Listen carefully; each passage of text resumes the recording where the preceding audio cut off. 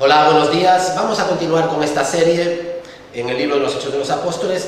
En este domingo nos toca el capítulo 9 y lo he titulado La conversión del primer misionero. La conversión del primer misionero.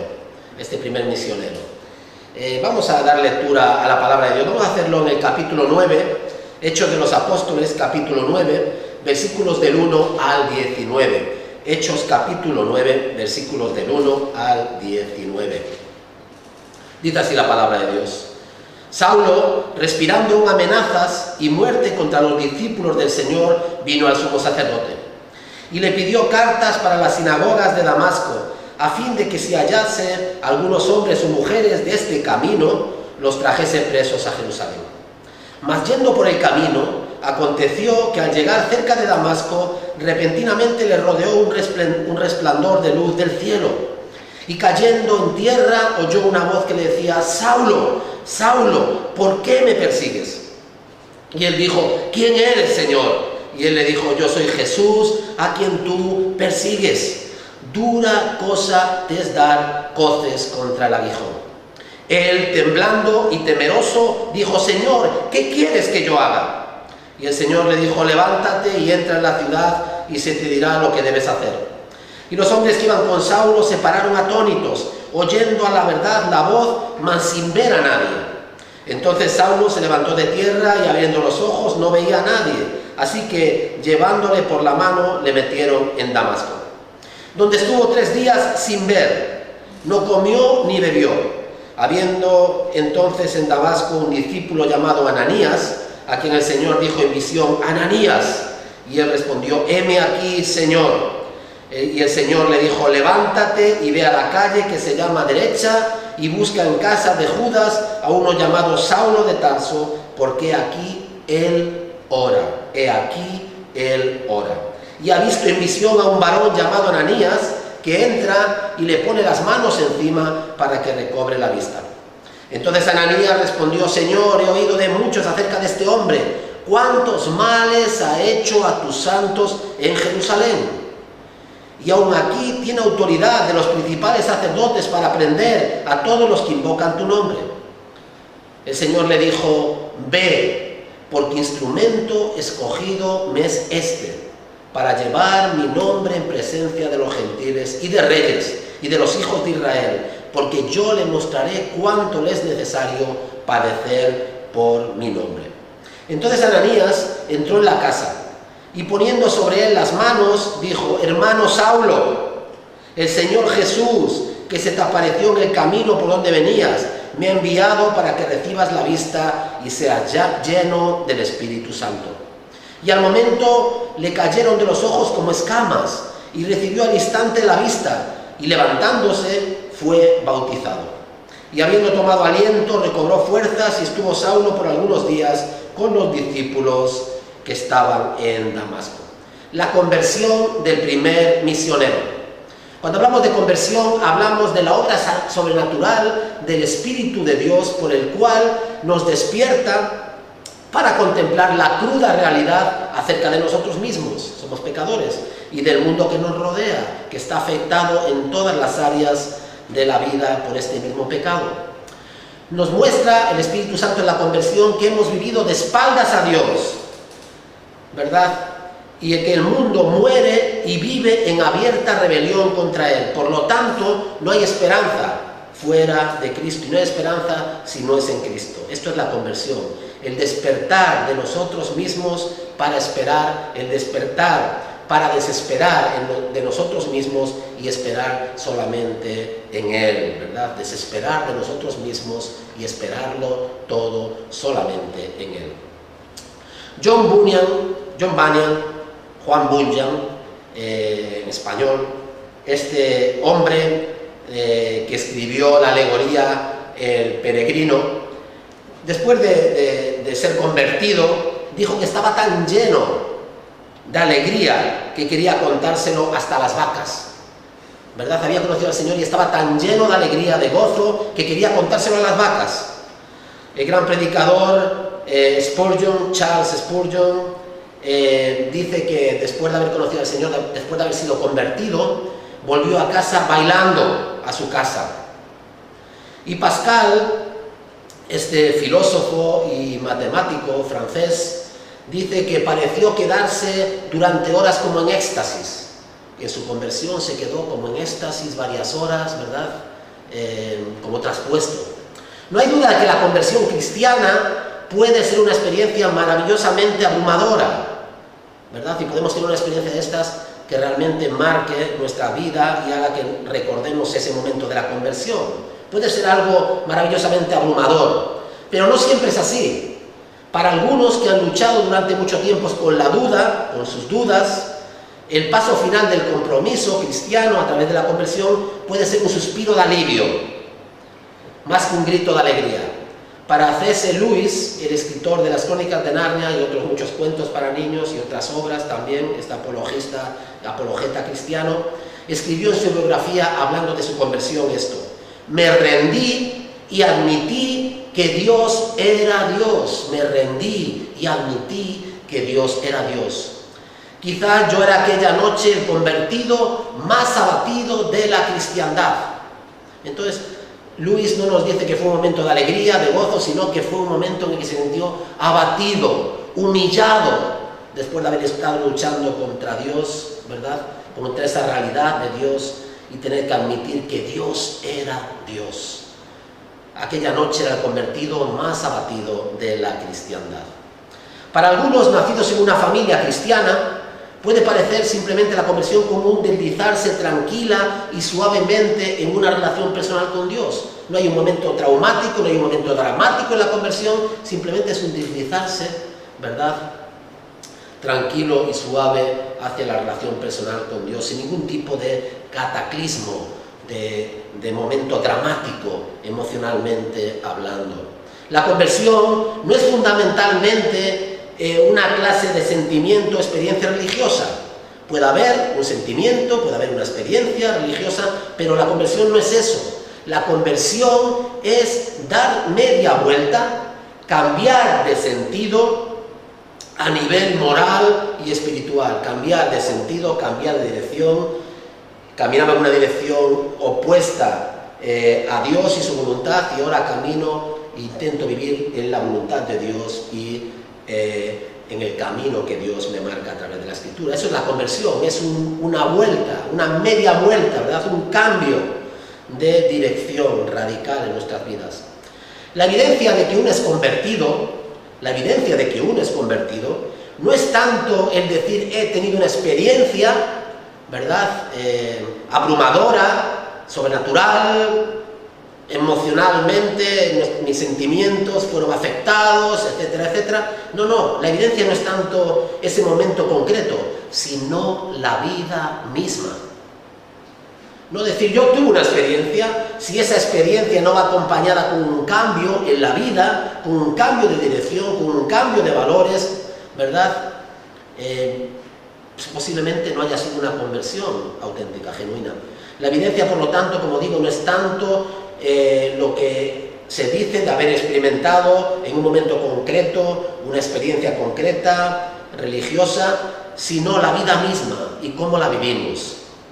Sabemos que Pablo se convirtió en el camino de Damasco no por haber contemplado la luz celestial que le rodeó, no por haber escuchado la voz celestial que le habló, sino por el cambio radical que su vida sufrió a partir de ese momento. Es decir, la conversión era mucho más que contemplar esa luz que le cegó, escuchar esa voz que le habló. La conversión, la evidencia de su conversión fue la vida radicalmente diferente que vivió desde el momento en que tuvo un encuentro personal con el Señor en el camino a Damasco. El examen que tengo que hacer de mí mismo cuando pienso en mi conversión no es si yo he tenido esa experiencia traumática, abrumadora, sobrecogedora, ¿verdad?, radical. No. Es cómo vivo. ¿Vivo realmente como si he sido convertido? ¿Vivo realmente como una persona convertida? ¿Vivo radicalmente diferente y pienso radicalmente diferente de como pensaba antes? ¿Sigo siendo yo el centro de mi mundo o lo es Dios y su voluntad? Por lo tanto, el examen que tengo que hacer de mí mismo no es si he tenido una experiencia sobrenatural sino si ha tenido lugar en mí una transformación sobrenatural en mi interior. No si he tenido esa experiencia, sino si he tenido una transformación, si he sufrido una transformación sobrenatural en mi interior que me ha cambiado de dentro hacia afuera. La persona que era Pablo, ¿quién era Pablo? Vamos a contemplar esta conversión de este primer misionero, ¿no? ¿Quién era Pablo primeramente? Capítulo 9, versículos 1 y 2, nos dice en los primeros versículos que respirando aún amenazas y muerte contra los discípulos del Señor, vino al sumo sacerdote y le pidió cartas para las sinagogas de Damasco, a fin de que si hallase alguno de los hombres o mujeres de este camino, los trajese presos a Jerusalén. El apóstol Pablo era un judío fanático, y estaba decidido a erradicar por completo a aquellos herejes cristianos.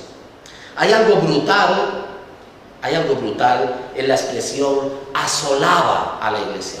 Cuando contemplamos un lugar asolado y decimos esa montaña, ese bosque, ese lugar ha sido asolado, no queda nada, ha sido quemado por fuego, no hay planta viviente allí, ha sido completo asolado, ha habido allí una desolación, es una desolación, ¿verdad? Eso es lo que hacía Pablo. Asolaba la iglesia. Hay algo brutal en esa palabra de asolar, usando una palabra que efectivamente Lucas quiere transmitirnos que el daño que Pablo causaba a la iglesia era un daño tremendo, y lo hacía sin misericordia, sin compasión. Asolaba a la iglesia, ¿verdad? Por donde pasaba. Le daba igual que fuesen mujeres, que fuesen niños o que fueran ancianos, con ser cristianos eran ya culpables de herejía y no había lugar para la misericordia. Pablo asolaba a la iglesia, versículo 3, capítulo 8. Los perseguía por el camino hasta Siria, si era necesario. Salía de Jerusalén y donde iban, donde estaban, pedía cartas y les perseguía para buscarles y encontrarles allí donde se escondiesen. Estaba convencido de que había que contener y limpiar el mundo de aquella epidemia cristiana. Era un fanático. Buscaba a los cristianos, había que limpiar y contener esa epidemia que estaba creciendo tanto, ¿verdad? Antes de que el mundo y antes de que todas las regiones alrededor se infectaran con la epidemia del cristianismo, con las enseñanzas de Jesús de Nazaret. Quería ver a los cristianos muertos. Quería ver a los cristianos muertos, tanto hombres como mujeres, como niños y ancianos. No había diferencias. No había que permitirse ningún trato condescendiente, ni tener ninguna misericordia, ya que tenía que eliminar aquella plaga. Si no, reproduciéndose de la manera que lo hacían, invadirían el mundo entero. Y tanto si lo hizo el cristianismo, invadió y contaminó, en el buen sentido de la palabra, el mundo entero. Pero Pablo quiere parar a toda costa esta plaga, lo ve como una plaga, la herejía cristiana, ¿verdad? Los cristianos de Damasco no tendrían ninguna oportunidad cuando Pablo llegase. Los arrancaría de cuajo, porque la pureza de la fe judía estaba a salvo en sus manos.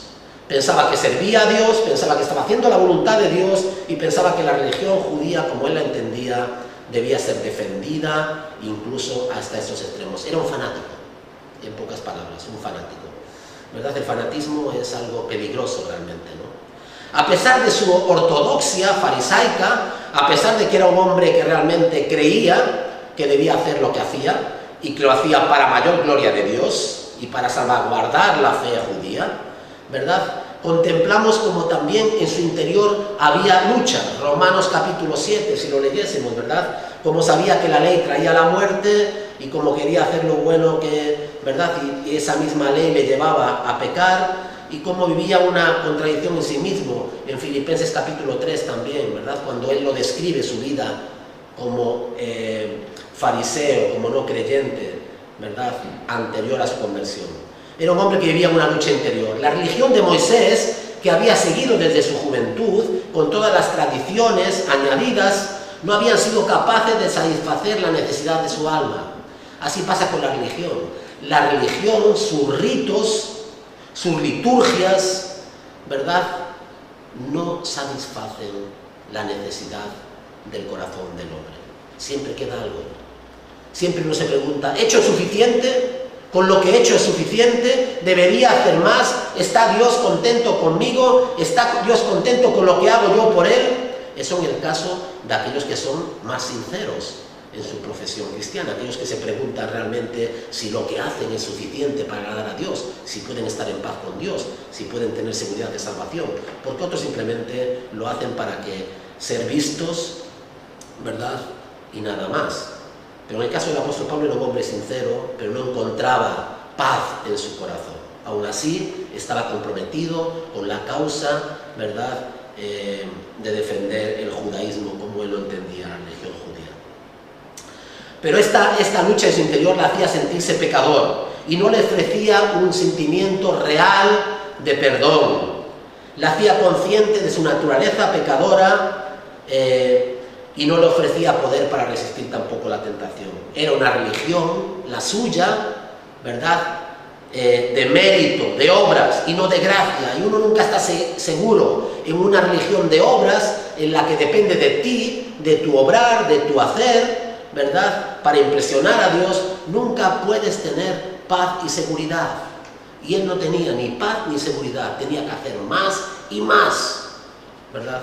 La suya era una religión fría, llena de autojustificación. ¿Qué es lo que hago yo? Fíjate lo que hago yo por Dios, ¿verdad? Una religión de orgullo, santurrón, como el que tenían los fariseos. Fijaros lo que hacemos, orando, guardando el día de reposo, haciendo esto, haciendo lo otro. Fíjate, Señor, yo no soy como este, no soy como el publicano, no soy como el pecador, ¿verdad? Pero en el fondo del corazón no había paz, no había perdón, no había gracia.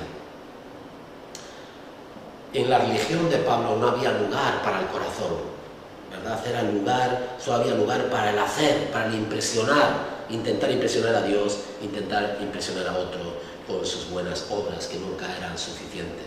Saulo anhelaba tener seguridad de que al Dios al que servía le aceptaba, le valoraba, le amaba, pero no podía obtener esa seguridad.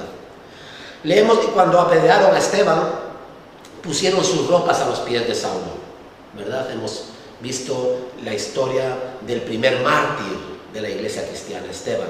Y en aquel momento, aquel día, allí estaba Saulo y pusieron las ropas de las personas que iban a apedrear a Esteban, sacándose sus túnicas, ¿verdad?, para poder hacerlo con más libertad, apedrearle con más libertad. Pusieron las túnicas a los pies de Saulo. Saulo consentía. Él estaba allí y fue cómplice, aunque no levantó su mano contra el joven. Se limitó a observar cómo, en medio de la avalancha de piedras que recibía Esteban, éste levantaba los ojos al cielo, clamaba, viendo a Cristo resucitado, que estaba a la diestra de Dios, y entonces dijo: Señor, no les tomes en cuenta este pecado. Y estas palabras seguramente que resonaban en la voz de Saulo. Señor, no les tomes en cuenta este pecado. ¿Habría estado Saulo de Tarso en Jerusalén durante la Pascua? ¿Había sido Saulo de Tarso testigo de la crucifixión de Jesús? Si hubiera sido así, que no lo sabemos, si hubiera sido así, no podría por menos que observar la extraordinaria similitud entre la muerte de Esteban y la muerte de su Maestro, el Señor Jesucristo. Padre, perdónales, porque no saben lo que hacen. Qué forma tan extraña de morir tenían los cristianos. No se defendían, ¿verdad? No respondían con violencia, sino que entregaban y encomendaban su vida a Dios. E incluso en medio del martirio, del sufrimiento y de la muerte, eran capaces de orar por sus enemigos. Increíble. Qué forma tan extraña de morir tenían estos cristianos. Aquí tenemos a este Saulo, lleno de odio, lleno de rencor, lleno de ira contra los cristianos. Y aquí le tenemos de camino a Damasco, ¿verdad?, para hacer lo que sabe hacer muy bien, asolar a la iglesia. Pero en los versículos 3 y 5, del 3 al 5 del capítulo 9, nos encontramos con el encuentro, ¿no?, este encuentro que tiene el apóstol Pablo, que va a cambiar radicalmente su vida. Pablo denominó este encuentro con Jesús, esa luz, ¿verdad?, Jesús allí que le habla, como una visión. en el capítulo 26, 19. Pero es importante darse cuenta de que no se trató de este encuentro con Jesús en el camino de Damasco, con esta luz que le dejó ciego, ¿verdad? Con esta voz que le habló, con esta voz y esta luz que se identifica como Jesús a quien él persigue. No es una visión mística particular solo de Pablo, ¿verdad? Aunque él habló de esta experiencia en el capítulo 26, versículo 19, como una visión. Si unimos las tres narraciones de este importante encuentro, en Hechos capítulo 22 y Hechos capítulo 26, queda claro que la luz que vio Pablo era real, era una luz real, no era una visión que él experimentó de forma individual y privada, sino que era una visión real, una luz real que se interponía en su camino a Damasco.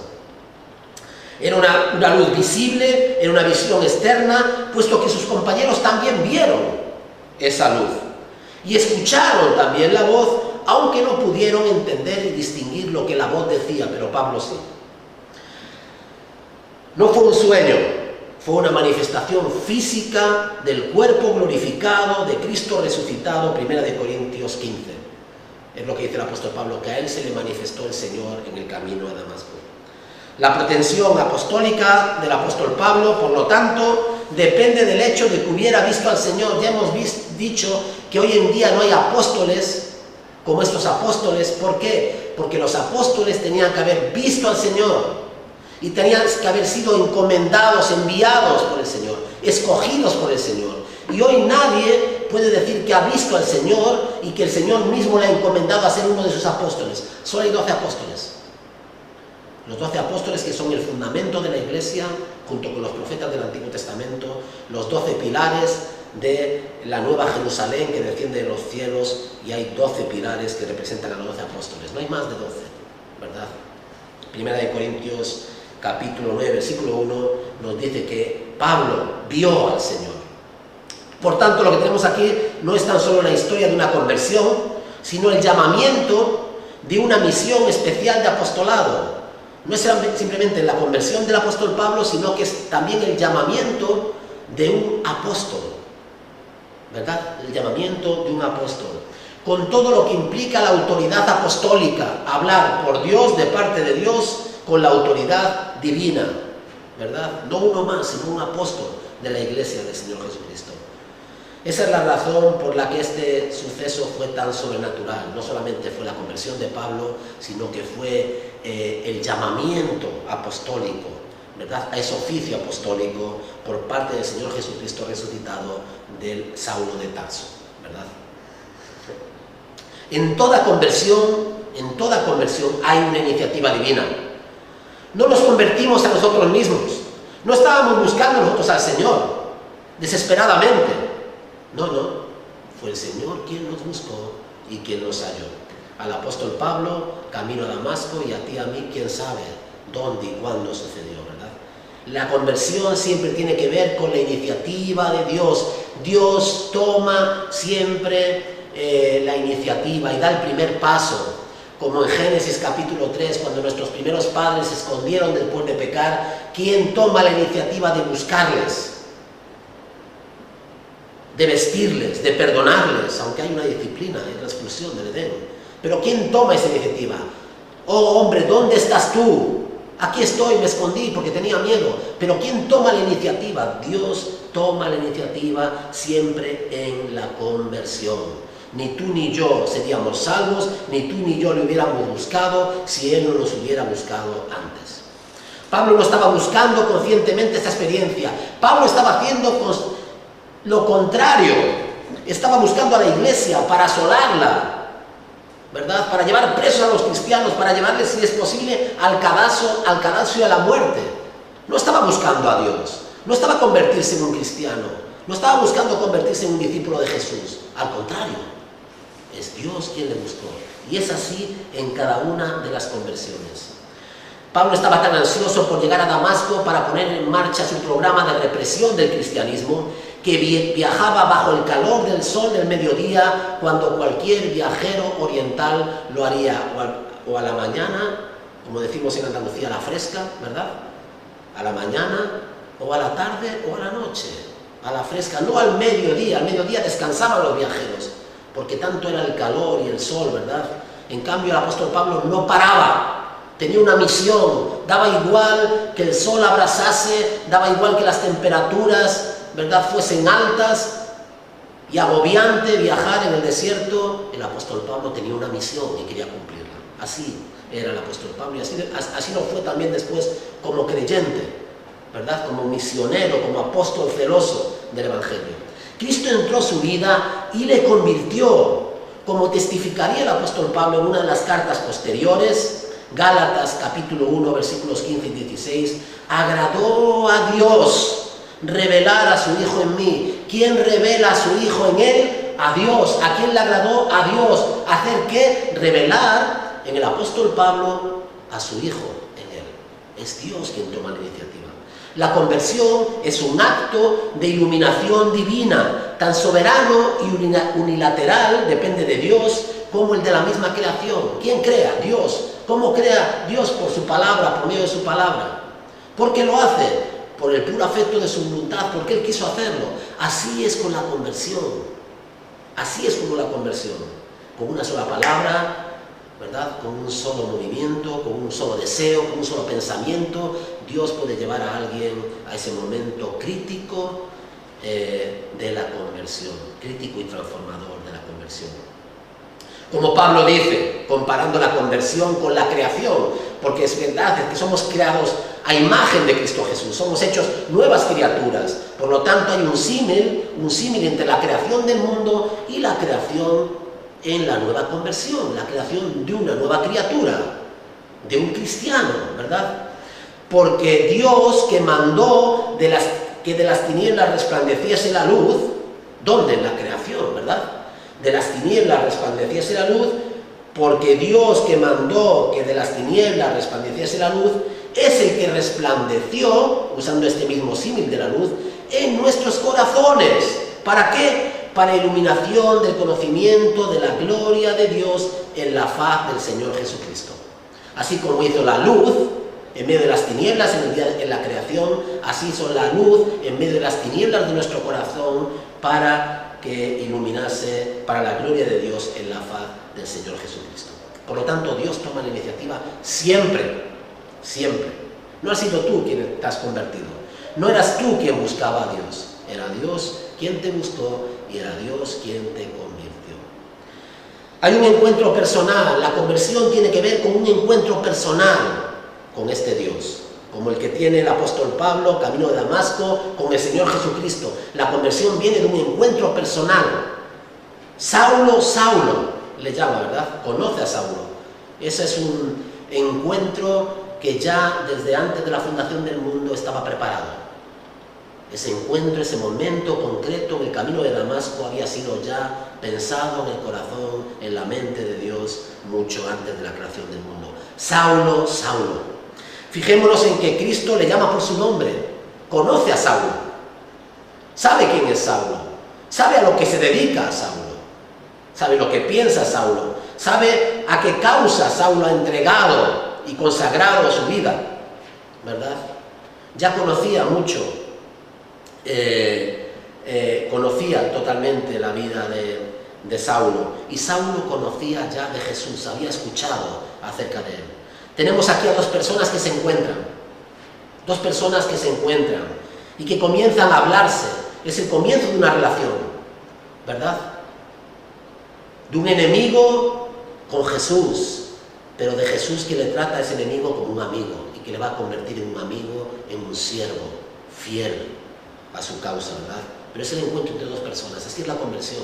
La conversión es el encuentro entre el pecador y Cristo Jesús, entre tú y el Señor, y es la relación íntima, personal, ¿verdad?, irrepetible, intransferible, entre tú y Dios, entre tú y Jesús. Esa es la conversión. Tenemos aquí a dos personas que se encuentran, que comienzan a hablarse. La conversión no es una mera aceptación de ciertas doctrinas. No es que tú creas el credo apostólico y que seas capaz de repetir el credo apostólico, o que creas y puedas repetirme Juan 3:16, porque de tal manera amó Dios al mundo. No, la conversión es eso. La conversión no es que tú puedas recitar de memoria alguna doctrina. incluso que tú puedas orar. No, no. La conversión es que tú hayas tenido y tengas y disfrutes una relación personal con el Señor Jesucristo. Esa es la conversión, no es otra cosa. Es tener y disfrutar una relación personal con el Señor Jesucristo.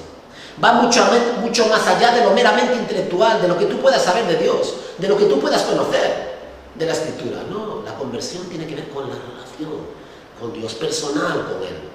Incluye una relación con Jesús cara a cara. Para decirlo de una manera sencilla, significa comenzar a hablar y comenzar a disfrutar de una relación tú a tú, cara a cara con Jesús. Una relación personal, intransferible. La conversión tiene que ver también con una rendición espiritual, porque somos enemigos, y somos enemigos por naturaleza de Dios y de las cosas de Dios y de su voluntad. Y nadie busca a Dios, y nadie hace el bien que Dios quiere que haga, ¿verdad? No, somos egocéntricos, toda nuestra vida gira alrededor de nosotros mismos. Y la pregunta de esta rendición espiritual en el versículo 5 del capítulo 9 es: ¿quién eres, Señor? ¿Quién eres? No pronuncia la palabra Señor con reverencia o con temor, simplemente está preguntando quién habla desde la luz. Jesús tiene que identificarse, pero hablaba sin saberlo. Cuando pregunta quién eres, Señor, no está refiriéndose a la deidad, está preguntando quién habla. Puede ser un ángel, puede ser un profeta, ¿quién es el que le habla? ¿Verdad? Pero lo que no sabe el apóstol Pablo es que está hablando en el desierto, el camino de Damasco, con esa luz, con aquel que Moisés vio en el Sinaí, con aquel que Isaías vio sentado en el templo y sus faldas cubrían, llenaban el templo, y la gloria de Dios, ¿verdad?, estaba allí en el templo. Con el mismo con el que Moisés habló en el Sinaí, con el mismo con el cual Isaías habló en el templo, tuvo esa visión. Es el mismo, es Jesús de Nazaret, es la segunda persona de la Trinidad. Es el unigénito Hijo de Dios, es aquel que murió y resucitó, aquel que vive y reina por los siglos de los siglos. Amén. Él era el Señor. No se trata de Gabriel, de ningún arcángel del cielo, no se trata de Elías, ¿verdad?, el mayor de los profetas del Antiguo Testamento. No, no, es el Señor, que aún no sabe con quién habla el apóstol Pablo. Es Jesús de Nazaret. Entonces escucha con sorpresa este nombre nuevo e inesperado: yo soy Jesús, a quien tú persigues. Un cristiano convertido no es alguien que tan solo cree que Jesús fue una persona histórica, un gran líder espiritual cristiano, un gran profeta, un gran hombre. No, un cristiano convertido sabe que Jesús es Señor, Rey de reyes, Señor de señores, Dios hecho hombre, que vive y reina, que vuelva por su iglesia, que juzgará a los vivos y a los muertos, que trae con él el reino en los nuevos cielos y la nueva tierra, el que tiene las llaves del Hades, de la muerte, ¿verdad? El que al final expulsará y condenará a Satanás y a sus huestes al lago de azufre, de fuego y azufre, ¿verdad? Es Él, el Señor, ¿verdad? Muchos creen en Jesús. Los musulmanes creen que Jesús ha sido un profeta, ¿verdad? Pero nosotros no decimos que Jesús es un profeta. Jesús es el profeta. Pero más que el profeta, Jesús es Dios hecho hombre, ¿verdad? Los hinduistas creen en Jesús. Jesús fue un hombre que habló y vivió, ¿verdad? También, y dijo grandes cosas, sí, pero Jesús no es un hombre, es Dios también, ¿verdad? Ningún cristiano que no reconoce a Jesús como Señor de su vida es convertido. Y cuando hablamos de Señor que tiene autoridad sobre mi vida, sobre mi vida y mi muerte, sobre todas las áreas de mi vida, sobre mi voluntad, sobre mis sentimientos, sobre mis valores, sobre mis principios, sobre mis objetivos, sobre mi futuro. Es Señor de mi vida. Y como Señor tengo que someterme y sujetarme a Él en todas las áreas de mi vida. Ningún otro título para Jesús es tan adecuado como el de Señor, ¿verdad? De Señor. Porque Él debe recibir toda la gloria y toda la honra, por los siglos de los siglos en su iglesia. Amén, porque Él es Señor. No hay nadie como Él. La conversión no consiste en decir, echarle piropos a Jesús. Oh, qué hermoso es Jesús, cuánto te amo Jesús, tú Jesús, no hay nadie como tú. No, la conversión es decir, todo lo que soy, todo lo que tengo, te lo debo a ti, lo pongo a tus pies, haz lo que quieras de mí. Esa es la conversión. La conversión es, aquí está mi vida, haz lo que quieras de mí. Toda mi vida te pertenece a ti. Es ofrecerle nuestro corazón, ¿verdad?, y nuestra vida. En esta conversión del apóstol Pablo le transforma radicalmente. Es lo que hace la conversión, transforma a las personas radicalmente. Es verdad que no hay un proceso después, hay una lucha, no somos todavía lo que esperamos ser, ¿verdad? No estamos contentos ni tan siquiera con lo que somos ahora, pero podemos decir, no somos lo que éramos. No somos lo que éramos. Somos radicalmente diferentes de lo que éramos y seguimos ahora en un proceso, ¿verdad? La persona que el apóstol Pablo llegó a ser. La conversión no simplemente va acompañada de una catarata de alegría, del gozo de la conversión. Para Pablo fue una experiencia profundamente humillante. Aquella pregunta que la aparición celestial le había hecho le acosó durante días. ¿Por qué me persigues, Pablo? ¿Por qué me persigues? Pablo podía haber respondido, pero si no te persigo a ti, maestro, no te persigo a ti, Jesús, persigo a los cristianos. Pero reflexionando se dio cuenta, para desesperación suya, de que ambos crímenes eran idénticos. Aquel que le llama ahora, aquel que le ha perdonado, aquel con el que ha tenido ese encuentro tan asombroso, transformador en el camino de Damasco, es el mismo aquel al cual estaba persiguiendo, al cual ha perseguido. Cuánto daño ha hecho a la iglesia de Cristo. Y este sentimiento de culpa estaba ahí presente, para desesperación suya. Ambos crímenes, perseguir a la iglesia de Cristo y perseguir a Cristo, son dos crímenes idénticos, ¿verdad? Pablo explicaría más adelante, con una sorprendente metáfora, a los creyentes de Corintio: vosotros sois el cuerpo de Cristo. Es por eso que cuando perseguimos al cuerpo de Cristo, estamos persiguiendo a Cristo. Es por eso que cuando los mártires de la iglesia hoy en día mueren y sufren por causa de Cristo, Cristo es como si volviese a morir y a sufrir de nuevo. Porque quien le hace daño a la niña de sus ojos, le hace daño a él. Es por eso que el apóstol Pablo perseguía a la iglesia, pero estaba persiguiendo a Cristo mismo. Y cuando la iglesia sufría, Cristo sufría. Y cuando la iglesia lloraba, el mismo Señor lloraba también. El Espíritu de Cristo se había encarnado en sus seguidores, en la iglesia, de manera que quien hace daño a la iglesia, se lo hace a Él. Vosotros sois el cuerpo de Cristo. 1 Corintios 12, 27. Años después, todavía hablaba de sí mismo, el apóstol Pablo, fijaros, como el más pequeño de los apóstoles, porque perseguía a la iglesia de Dios. No se le había olvidado que había sido un perseguidor. Soy el más pequeño de los apóstoles porque perseguía la iglesia de Dios. 1 Corintios 15, versículo 9. Con el corazón destrozado por su locura, esperaba en Damasco, orando y ayunando, sin saber si la ceguera que le había golpeado sería un juicio permanente para siempre de Dios contra su pecado, o si quizá algún otro propósito más esperanzador estaba oculto tras este juicio de su ceguera, ¿verdad?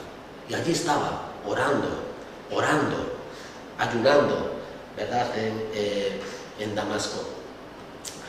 En los versículos del 10 al 12 del capítulo 9, 10 al 12 del capítulo 9, encontramos cómo Dios revela a Ananías, a su siervo. Había un siervo, un discípulo en Damasco, Ananías, cómo Dios le revela: ve allí donde se encuentra el apóstol Pablo, impone las manos, ¿verdad? Porque va a ser un instrumento útil, un instrumento importante, la extensión del evangelio. Ve allí cómo Ananías también a Dios en estos versículos muestra su recelo y su temor. Dice: pero Señor, si yo de este he escuchado que asolaba la iglesia, ha hecho gran daño a los cristianos en Jerusalén, y lo hace aquí también en Damasco, si puede, ¿no?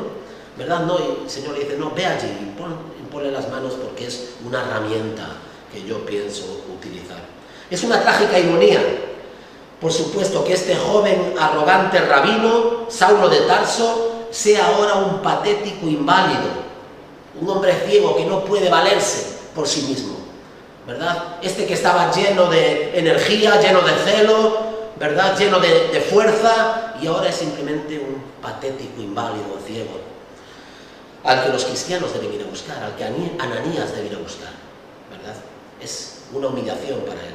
Así lo hicieron, y Ananías, ¿verdad?, lo hizo, incluso temblando ante la expectativa. Entonces Ananías respondió a Dios: Señor, he oído de muchos acerca de este hombre, cuántos males ha hecho a los santos en Jerusalén, y aún aquí tiene autoridad de los principales sacerdotes para prender a los que invocan tu nombre. El Señor le dijo: ve, porque instrumento escogido me es este, para llevar mi nombre en presencia de los gentiles y de reyes y de los hijos de Israel, porque yo le mostraré cuánto le es necesario padecer por mi nombre. Y así lo hicieron, aunque temblando, ¿verdad? Fue e impuso sus manos en él, ¿verdad? Y recibió la vista del apóstol Pablo. John Stott, que acaba de fallecer hace poco tiempo,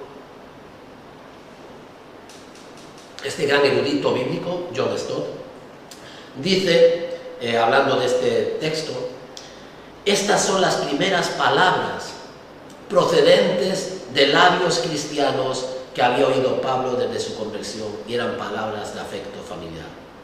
¿Qué le dice Ananías? ¿Qué le dice Ananías? Hermano Saulo, este que había perseguido a la iglesia sin tregua, este que la asolaba, este que hacía un daño enorme al evangelio, a los cristianos y a la causa del Señor Jesucristo, este que estaba persiguiendo a Cristo mismo, ¿qué es lo que recibe del primer cristiano que ahora viene a prestar la ayuda? ¿Cuáles son las primeras palabras? Qué hermosas palabras: hermano Saulo. Yo supongo que el apóstol tendría que romper a llorar en aquel momento. No nos lo dice el texto, pero creo que sería la relación. Esos cristianos que tanto perseguía, esos cristianos a los cuales tanto odiaba, ¿cómo le reciben ahora cuando está inválido? Cuando podrían hacer con él lo que quisiesen y se lo merecería. Hermano Saulo, hermano Saulo. No hay lugar para el rencor en el cristiano, ¿verdad? No hay lugar. En la iglesia no está permitido el rencor, puesto que Cristo tampoco lo está.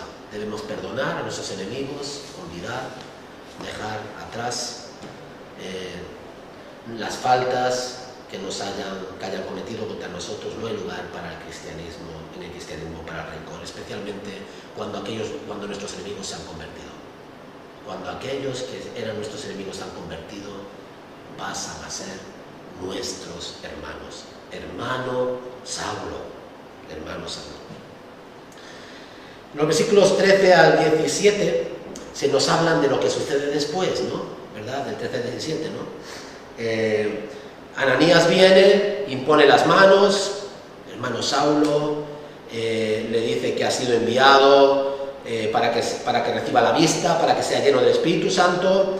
En el momento en que Ananías le impone sus manos, las escamas caen de sus ojos y puede ver, y levantándose es bautizado, ¿verdad? Es bautizado. Así la conversión queda completada y sellada, como era habitual con el bautismo. Las personas eran bautizadas, creían, se arrepentían de su pecado, ¿verdad? Nacían de nuevo, y entonces el siguiente paso era el bautismo.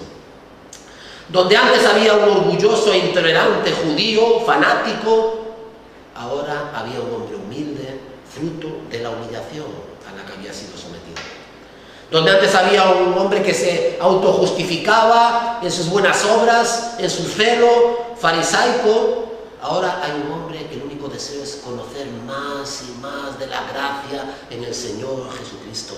Conocer más y más a aquel que le había amado sin merecerlo, que le había perdonado, que quería utilizarle y usarle para su gloria.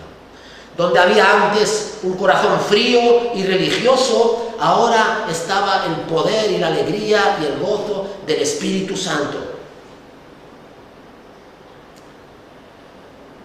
Donde antes había una ambición fanática por destruir a la iglesia del Señor, ahora hay un deseo ferviente, celoso por edificar la iglesia del Señor, por plantar iglesias para el Señor, por servir al Señor que le amó y murió también por él. Instrumento escogido me es este, para llevar mi nombre en presencia de los gentiles, capítulo 9, versículo 15. Eso le dijo a Cristo a Ananías, y así fue. Pablo hizo más por la expansión misionera de la iglesia primitiva que el resto de los apóstoles juntos. ¿No es este el que asolaba en Jerusalén a los que invocan este nombre? Es lo que le pregunta Ananías. En un sentido muy real, el antiguo Saulo de Tarso ya no existía. Si alguno está en Cristo, nueva criatura es. Las cosas viejas pasaron y aquí todas son hechas nuevas. 2 Corintios 5:17. ¿Te has convertido? ¿Has sido convertido? ¿Puedes confesar que el Señor Jesucristo es el Señor de tu vida con todo lo que ello implica? Porque si puedes hacerlo, te aseguro que te has convertido. Por muy poco espectacular que pueda parecer la experiencia de tu conversión, cuando la comparas con la conversión del apóstol Pablo en el camino a Damasco, has pasado de muerte a vida. Como Pablo, deberías ser bautizado e identificarte dentro de la comunidad cristiana. Hay muchos Ananías que están esperando llamarte hermano, hermana. Si por el contrario no puedes confesar que Jesucristo es el Señor de tu vida, el Señor de tu vida, entonces debo decirte solemnemente que no te has convertido. No estás convertido. Puede que estés en camino a Damasco, pero no te has encontrado con Cristo resucitado. Puede ser que ahora mismo esté el Señor llamándote por tu nombre y el cielo esperándote oír decir: Señor, ¿qué quieres de mí? ¿Quién eres? ¿Verdad? Si estás convertido, confía en el Señor, sirve al Señor, ama al Señor, trabaja por el Señor, por su causa y por su iglesia. Y si no estás convertido, busca al Señor con todo tu corazón, porque quizás te esté buscando ya antes a ti. Y cree en el Señor y acéptale a Él como Señor de tu vida. Entrégale toda tu vida. Que el Señor bendiga su palabra. Amén. Amén. Que el amor de Dios el Padre, que la gracia del Señor Jesucristo y que todo el consuelo y el poder de su Santo Espíritu sea con todos nosotros. Amén. Amén. Amén.